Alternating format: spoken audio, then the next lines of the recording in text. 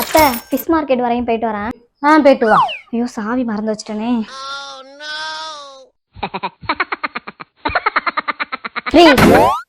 நான் வெளியில போன கேப்ல என் மாமியார் என் ரூமுக்குள்ள வந்ததுக்கான காரணம் என்னன்னு தெரியுமா? அவங்களுக்கு தெரியாம என் வீட்டுக்காரர் எனக்கு எதுவும் தீனி வாங்கி கொடுத்து ஒளிச்சு வச்சு நான் தின்னுட்டு இருக்கணும் அப்படிங்கறத பாக்குறதுக்காக தான். சொம்பு தேடிட்டு இருந்தேன். நானும் வரேன். ப்ளீஸ். இப்ப என் மாமியார் மார்க்கெட் வரேன்னு சொல்றதுக்கான காரணம் என்னன்னு தெரியுமா?